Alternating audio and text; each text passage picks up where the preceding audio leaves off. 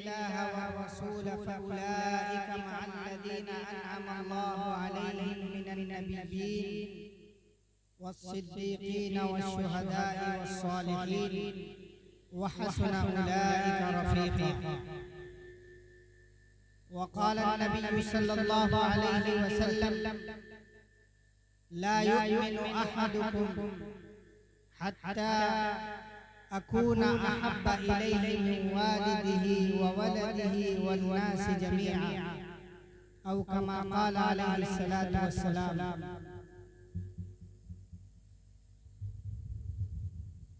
हम्द व सलात के बाद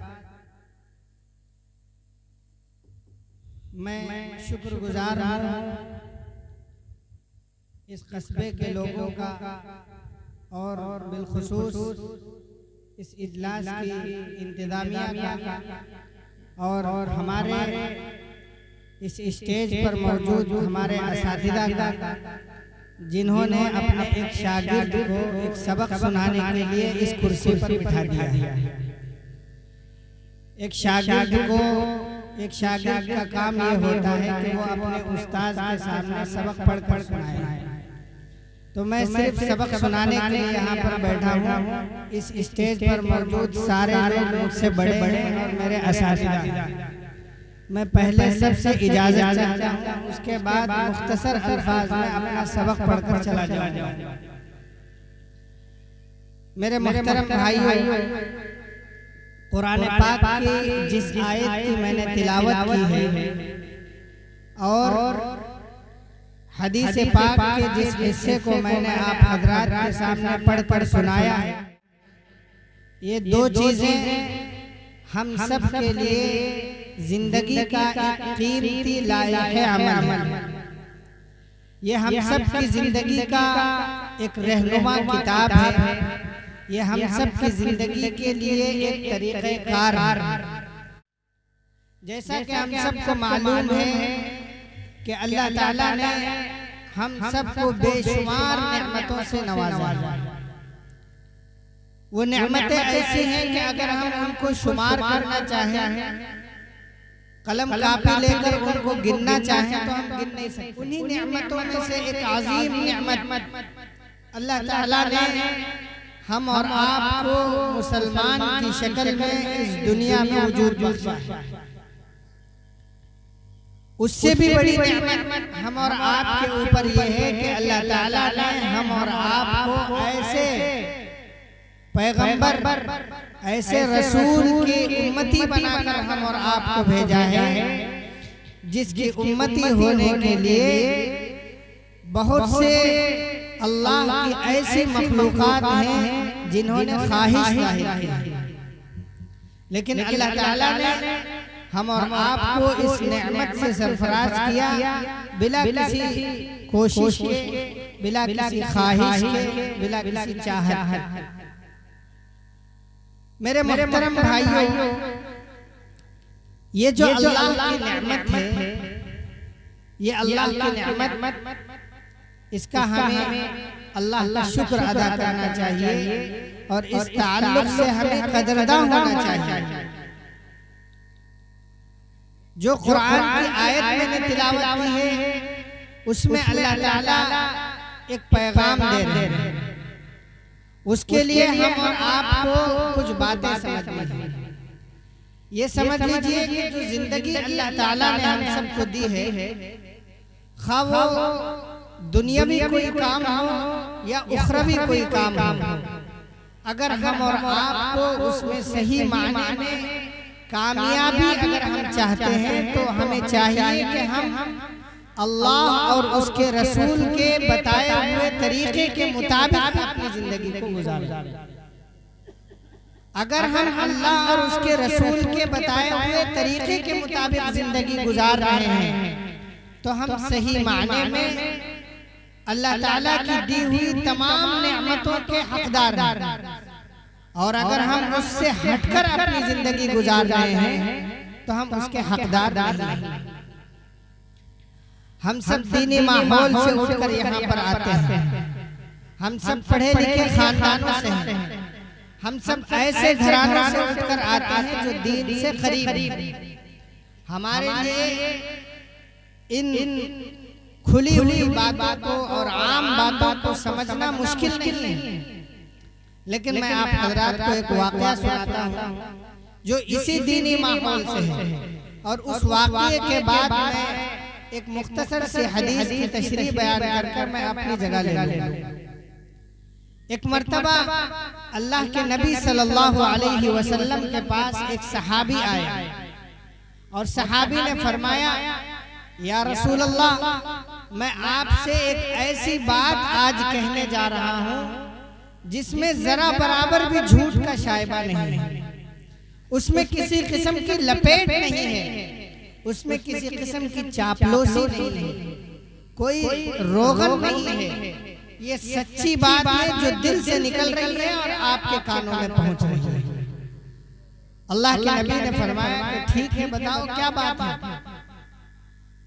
तो सहाबी ने फरमाया, या रसूल अल्लाह, जब हम इस दुनिया में मौजूद हैं और आप भी इस दुनिया में मौजूद हैं, हम सबको ये बात मालूम है कि एक न एक दिन मुझे भी इस दुनिया से रुखसत होना है और आपको भी इस दुनिया से रुखसत होना है।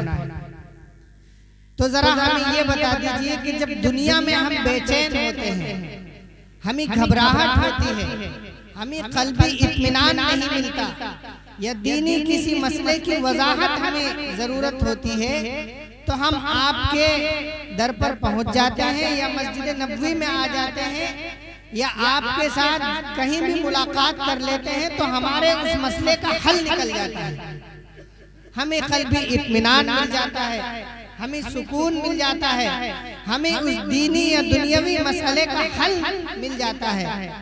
लेकिन जरा ये बताइए कि अगर मैं इस दुनिया से रुखसत हो जाऊं या आप अल्लाह को प्यारे हो जाएं और आप हमें छोड़कर चले जाएं, तो हम अपने इस दिल की घबराहट को खत्म करने के लिए हम कहां पर जाएं?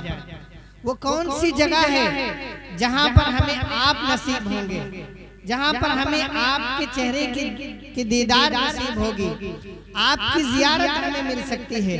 अल्लाह के नबी ने कोई जवाब नहीं दिया, अल्लाह के नबी ने कोई जवाब नहीं दिया। उसके बाद में उन सहाबी ने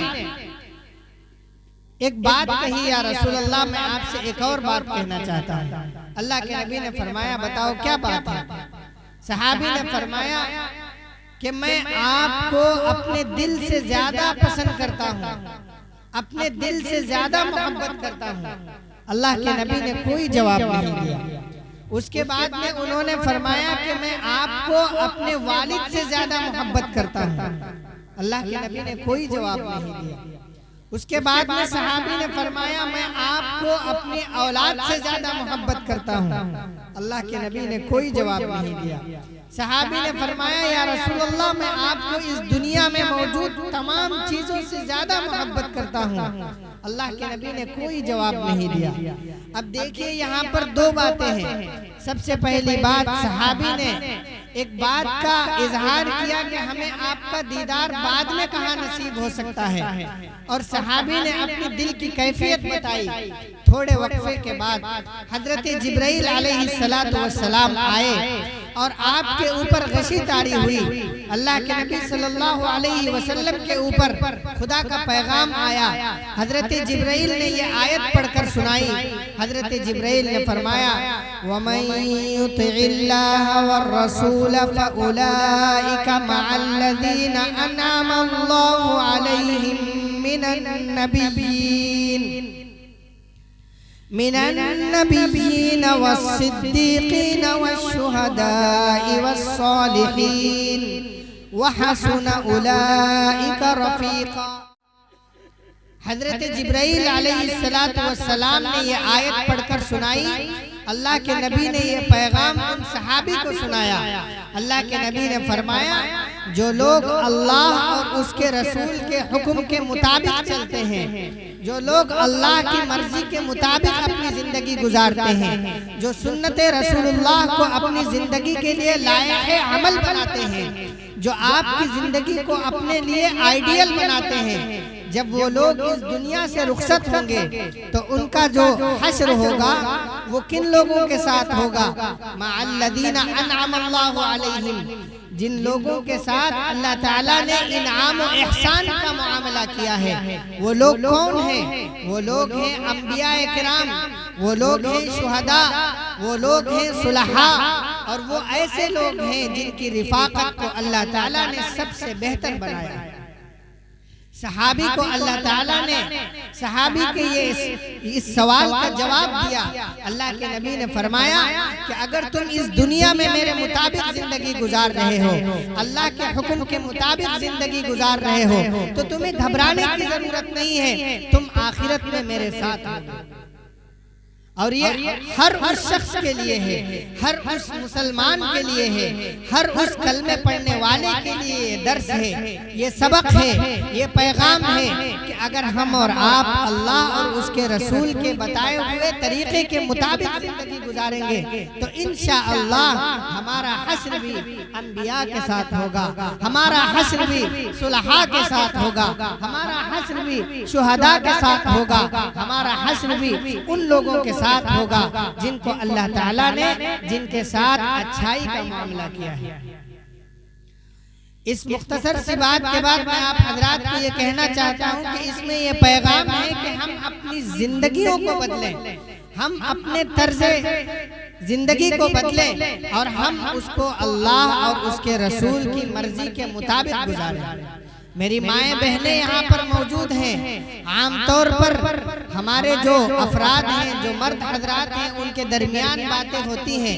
एक आम जो गलत फहमी है मैं उसका इजाला करना चाहता हूँ कि दीन शरीयत में सारे मसाइल खा वो मर्द के हों या जो औरतों के हों वो सब बराबर हैं। कुछ मसाइल मुस्तस्ना है। मिसाल के तौर पर अल्लाह के नबी सल्लल्लाहु अलैहि वसल्लम के तर्ज जिंदगी को अपनाना ये मर्दों का भी काम है, औरतों का भी काम है। नबी पाक सल्लल्लाहु अलैहि वसल्लम ने जो जिंदगी का तरीका बताया है वो सबके लिए एक ही है। जो इबादत के कुछ खास तरीके हैं वो बदले हुए हैं, वहाँ पर मसाइल बदले हुए हैं, सजदे और रुकू के तरीके बदले हुए हैं, नियत बांधने के तरीके बदले हुए हैं, ये सब अलग चीजें हैं। लेकिन जो आम मसाइल हैं कि हमें हर एक को, खा वो मर्द हो या औरत हो, अल्लाह के रसूल के मुताबिक अपनी जिंदगी को गुजारना हम सब की जिम्मेदारी है। उसके बाद में हमारे हजरत मुफ्ती साहब, हजरत मुफ्ती हिलाल साहब, हमारे उस्ताद मोहतरम ने ये बात बताई है कि हमें कुर्ब क़यामत के ताल्लुक से जो बातें होती हैं उनके ताल्लुक से हमें उसको बड़ी अहमियत के साथ लेना है। मेरे मोहतरम भाइयों, मैंने उसकी तैयारी की है और हजरत के हुक्म के मुताबिक मैंने तैयारी की है। मैं आप हजरात को एक बात बताकर अपनी बात को खत्म करना चाहता हूँ और उसी हदीस में हम सब के लिए बड़ी रहनुमाई है। वक्त बहुत कम है। अल्लाह के नबी सल्लल्लाहु अलैहि वसल्लम ने फरमाया, ला तज़ालुल उम्मतु अला शरीअतिन मा लम युज़हर फीहिम सलास।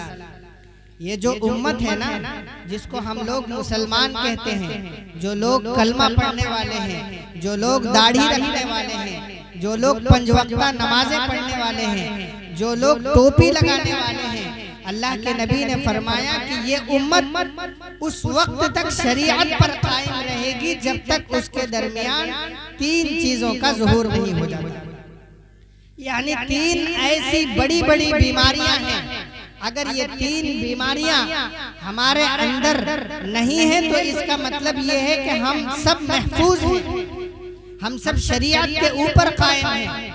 अगर इन तीन चीजों में से कोई एक चीज भी हमारे अंदर नहीं है तो कोई कौम हमें 1 इंच भी पीछे नहीं ढकेल सकती है।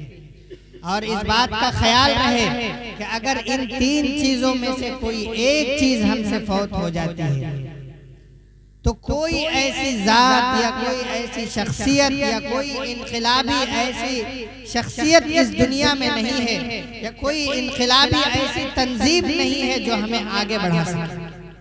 ये अल्लाह के नबी सल्लल्लाहु अलैहि वसल्लम की गारंटी है, ये अल्लाह के नबी सल्लल्लाहु अलैहि वसल्लम का दावा है अल्लाह के नबी ने क्या फरमाया, सुने जरा। अल्लाह के नबी ने फरमाया कि ये उम्मत उस वक्त तक शरीयत पर कायम रहेगी जब तक उसके दरमियान 3 चीजों का ज़ुहूर नहीं हो जाता। पहली चीज क्या है? पहली चीज है मालम युक़बज़ मिनहुमुल इल्म, कि जब तक उनके दरमियान इल्म दोस्ती का मसला चल रहा है तब तक ये उम्मत शरीयत पर कायम है। जब तक लोगों के दिलों में उलमा से मोहब्बत है, जब तक लोगों के दिलों में इल्म से मोहब्बत है, जब तक लोगों के दिलों में मसाजिद, मदारिस और अजान, नमाज, कुरान, हिदायत, शरीयत, हदीस, इन चीजों से मोहब्बत है, जब तक इस कौम के दरमियान मकातिब का सिलसिला है, जब तक इस कौम के लोगों के दरमियान इस्लाह मुआशरा से दिलचस्पी है, जब तक इस कौम में इस्लाह मुआशरा के प्रोग्राम होते रहेंगे, जब तक इस कौम के लोग मदारिस का क़याम करते रहेंगे, जब तक इस कौम के लोग मसाजिद में नमाजों के लिए जाते रहेंगे, जब तक इस कौम के दरमियान नमाजों अजानों की आवाजें आती रहेंगी, जब तक इस कौम के लोग कुरान, दीन और शरीयत से मोहब्बत, इल्म और उलमाए किराम से मोहब्बत करते रहेंगे, उस वक्त तक ये कौम शरीयत पर कायम है।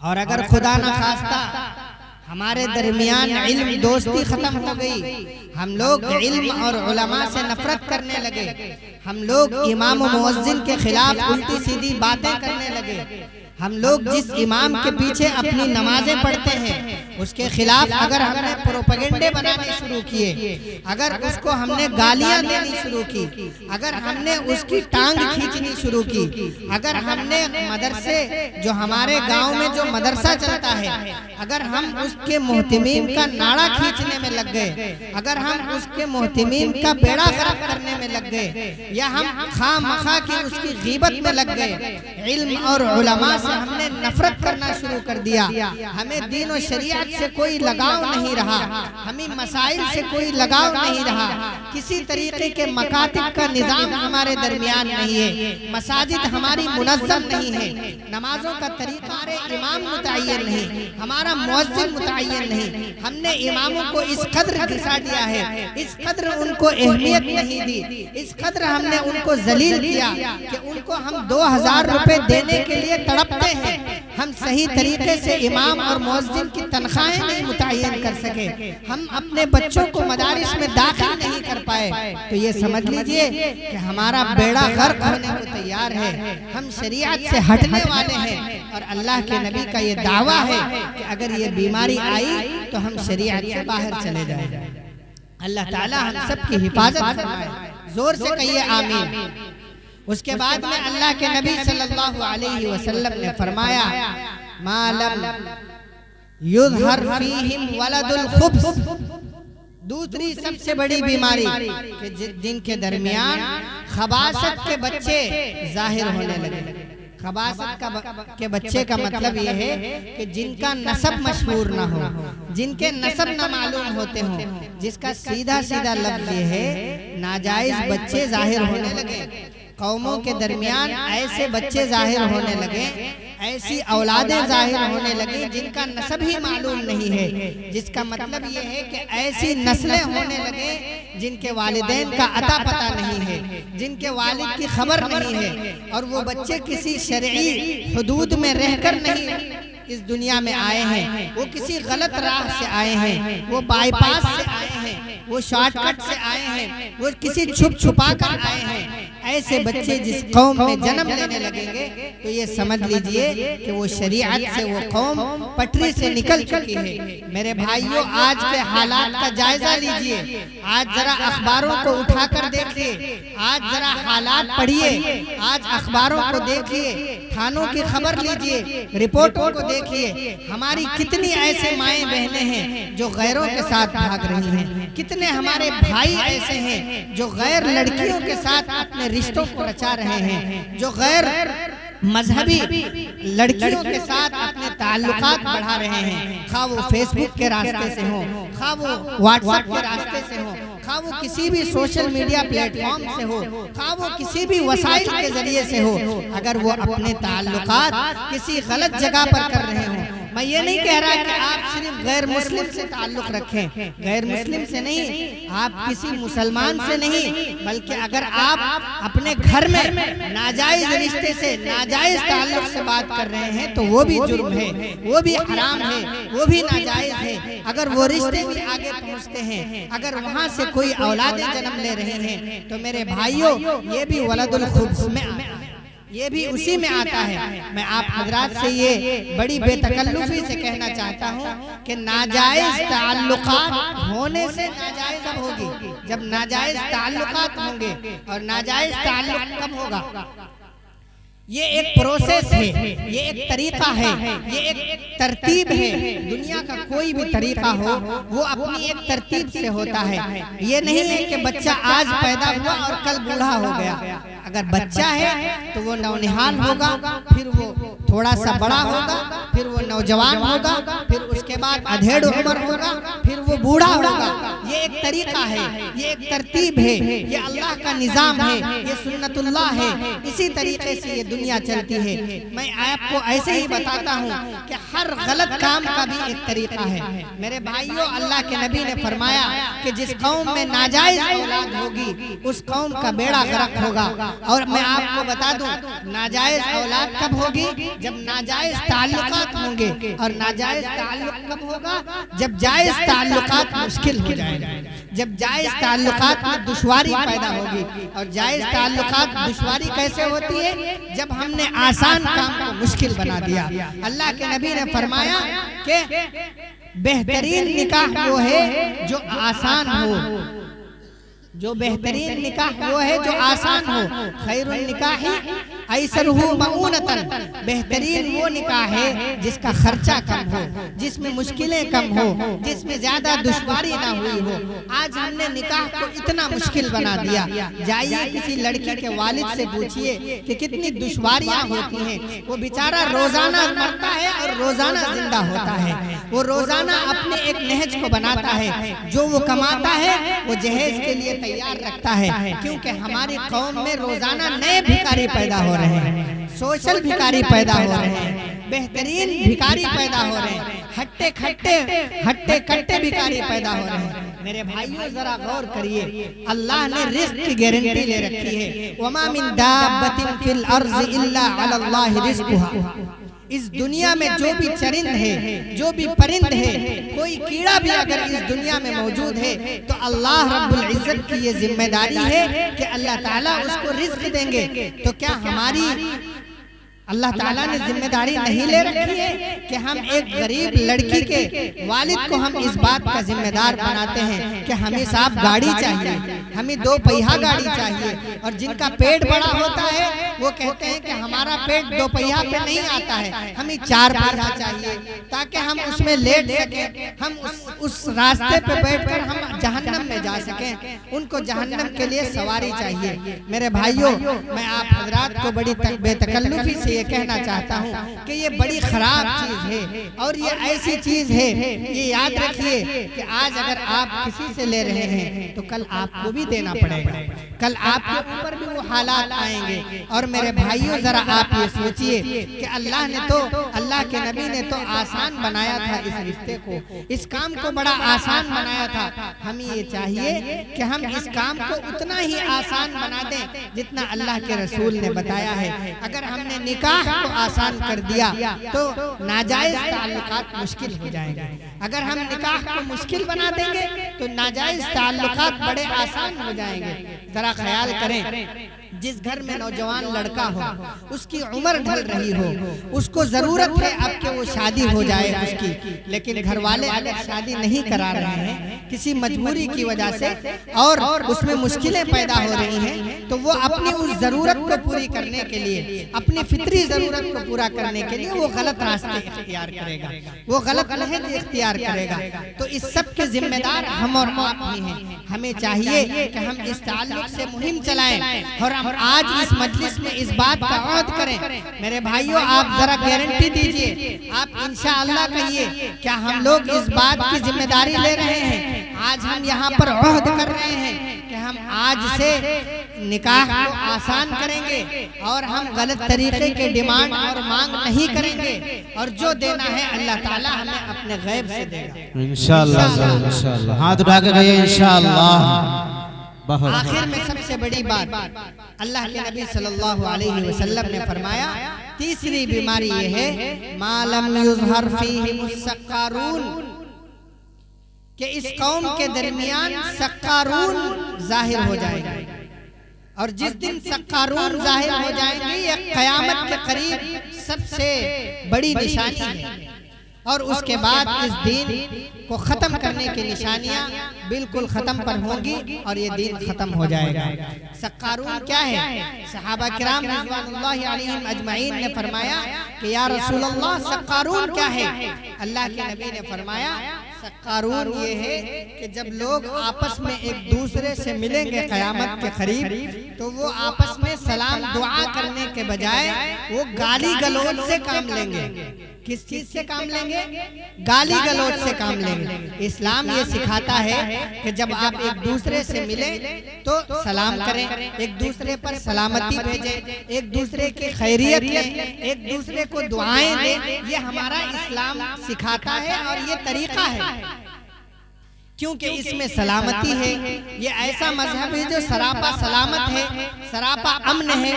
तो जब क़यामत का वक्त करीब आएगा तो सक्कारून बढ़ जाएंगे। जरा सच्चे दिल से बताना, आज हमारा और आपका मामला कैसा है? हमारा और आपका मामला उस हदीस के बिल्कुल मुताबिक है।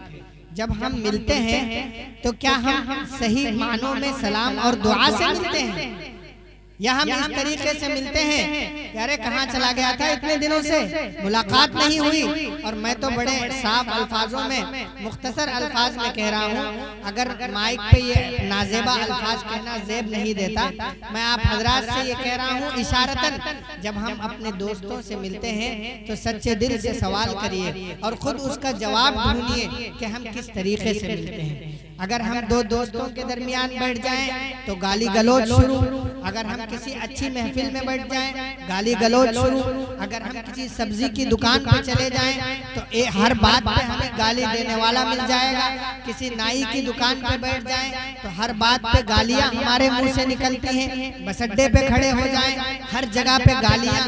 हमारे घरों में जो माएँ बहनें हैं वो हर लम्हे, हर बात पर, हर काम पर अगर अपनी छोटी बच्ची को प्लेट धोने का हुक्म दिया जाए तो वो भी गालियों से देती हैं। अगर वो बच्ची सही मानों में प्लेट नहीं धो रही है, अगर वो साफ नहीं धो रही है, तो उसको कहते हैं जा तेरा बेड़ा गर्क हो, जा तेरा नाश हो जाए, जा तू बर्बाद हो जाए, जा तू जिस घर में जाए उसमें गालियां तुझे पड़े, जा तुझे कीड़े पड़े। जब हमारी माएँ बहनें इस तरीके की गालियां देंगी, जब इस तरीके की बद्दुआएं देंगी, जब इस तरीके की जुबानों का इस्तेमाल करेंगी, तो ये बताइए जब ये बच्चियां बड़ी होंगी, जब इनके हाथ रंगे जाएंगे और जब ये किसी घर में जाएंगी तो क्या इनके साथ अच्छा बर्ताव किया जाएगा? क्योंकि हम और आपने ही तो उसको बद्दुआएं दी है ना, हम और आपने ही तो गलत जुबान इस्तेमाल की है, हम और आपने ही तो उसके लिए गड्ढा खोदा है। अगर हम और आपने उसको दुआएं दी होती, हम और आपने अगर उसको अच्छे तरीके से उसकी तरबियत की होती, अगर हमारी माएँ उसको गाली देने के बजाय, उसका बेड़ा गर्क करने के बजाय, जा तेरा नाश हो कहने के बजाय अगर ये कहने लगे कि बेटे ऐसा नहीं धोया जाता, इसको इस तरीके से साफ किया जाता है। इस्लाम में पाकी की बड़ी अहमियत है।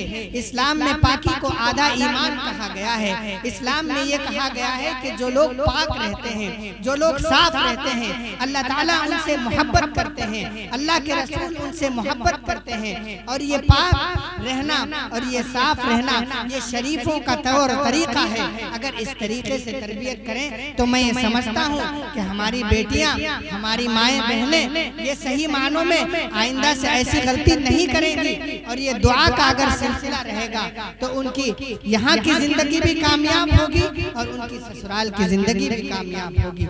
और ये तरीका अगर हम अपना लें, अगर हमारी माएँ बहनें आज से ये तरीका इख्तियार कर लें, तो ये समझ लीजिए कि हमारी बेटियां ही कहीं किसी के घर जाती हैं और हमारी बेटियां ही किसी हमारे घर आती हैं।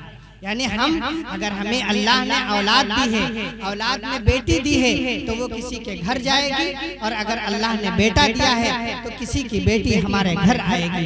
अगर तरीका हम बदल देते हैं तो मैं ये समझता हूँ कि इंशाअल्लाह ये जो सक्कारून की अल्लाह रब्बुल इज्जत ने, अल्लाह के नबी सल्लल्लाहु अलैहि वसल्लम ने जो हमें तारीफ बताई, हम उससे बच जाएंगे। हम सही मानों में शरीयत पर रहने वाले इंसान बन जाएंगे, और हम ऐसे इंसान बन जाएंगे कि हम उस तारीख से निकल जाएंगे और हम अच्छे लोगों में दाखिल हो जाएंगे। मेरे भाइयों, हम और आपको ये कोशिश करना है, हम और आपको ये आज से ये कोशिश करनी है कि हम अपनी जुबान को सुधारेंगे, जहाँ तक हो सके जुबान पर लगाम लगाएंगे।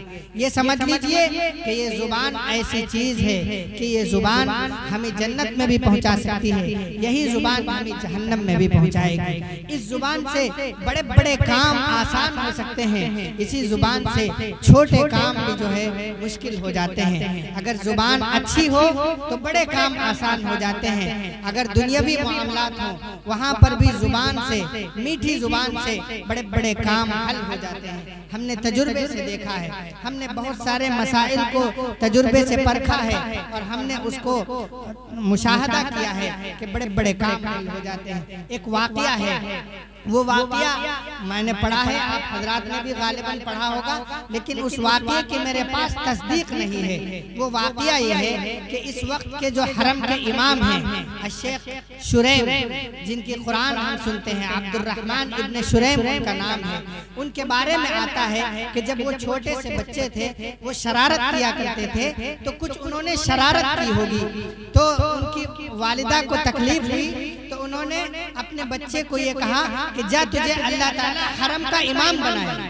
माँ ने ये दुआ दी। किसने दुआ दी? माँ ने दुआ दी। कोई मौलवी साहब ने दुआ नहीं दी, बड़े हजरत ने दुआ नहीं दी है, किसी पीर ने दुआ नहीं दी, माँ ने दुआ दी। हम लोग माँ को अहमियत नहीं देते हैं, हम लोग माँ का जरा भी ख्याल नहीं करते। मुझे बड़ी हैरत होती है, मेरे सामने बड़े ऐसे मसाइल आए कि जब बच्चे 12-15 साल के होते हैं वो अपनी माओं को मारते हैं। कैसे बदनसीब लोग हैं, कैसे बदबख्त लोग हैं जिनके ऊपर अल्लाह की जरा भी रहमत नहीं है। मेरे भाइयों, ये जो माँ है ना, ये आपके लिए सोने की मुर्गी है, ये आपके लिए सोने की मुर्गी है। जरा इसको अहमियत दें, जरा इससे काम लें। ये समझ लीजिए कि माँ तो बहुत बड़ी होती है, माँ के कदमों तले जन्नत है। जहाँ पर माँ पाँव रख दे उसके कदमों तले जन्नत है। जब आप उसको खोदेंगे वहाँ पर जन्नत मिलेगी आपको। ये खोदना मत शुरू कर देना, वरना कल से वालिद साहब परेशान हो जाएंगे। उसका मतलब ये है कि माँ की अगर हम लोग खिदमत करेंगे, अगर हम माँ का ख्याल रखेंगे, अगर उसकी दुआएं लेंगे, तो अल्लाह ताला हमें जन्नत अता फरमाएंगे। मेरे भाइयों, माँ ने ये दुआ दी थी कि जा तुझे अल्लाह ताला हरम का इमाम बनाए। आज तारीख गवाह है, अगर ये वाक़या सच्चा है, अगर ये वाक़या सच्चा है और हजरत की माँ ने अगर दुआ दी थी, तो आज वो हरम के इमाम हैं। आज अल्लाह ताला ने अपने घर का उनको सबसे मुअक्कर और सबसे बड़ा इमाम बना रखा है। मेरे भाइयों, हमें यह ख्याल रखना है कि हम अपनी जुबानों की हिफाजत करें, हम अपने आप की हिफाजत करें। अपने मुआशरे को अगर दुरुस्त करना है तो पहले ही दिन से हम शुरुआत करेंगे। जरा हाथ उठाकर बताइए कितने लोग अपनी जुबानों की हिफाजत करेंगे? इंशाअल्लाह हम सब अपनी जुबानों की हिफाजत करेंगे। मैं देख रहा हूँ कि हमारी माएँ हाथ नहीं उठा रही हैं। हाथ उठाकर ये कहें कि इंशाअल्लाह हम अपनी जुबानों की हिफाजत करेंगे। ये समझ लीजिए कि माँ सबसे पहला मदरसा होती है, सबसे पहला मदरसा माँ होती है। माँ अगर सही मानों में तरबियत करे तो मेरे भाइयों दीगर किसी चीज की जरूरत नहीं होती। उसकी 80% तरबियत हो जाए, 20% तरबियत मदरसे के मौलवी साहब कर देंगे। मेरे भाइयों, इस हदीस के बाद मैं अपनी बात को ख़त्म करता हूँ और मैं अपने उस्ताद मोहतरम से माजरत करता हूँ कि मैंने आपका बड़ा कीमती वक्त ले लिया। मुख्तसर सी कुछ बातें थी, अगर इस बात में कुछ गुस्ताखी हुई हो तो आप हज़रात से माजरत चाहता हूँ। अल्लाह ताला हम और आपको कहने सुनने से ज़्यादा अमल करने की तौफीक अता फरमाए। व आखिर दावाना अनिल हम्दुलिल्लाहि रब्बिल आलमीन।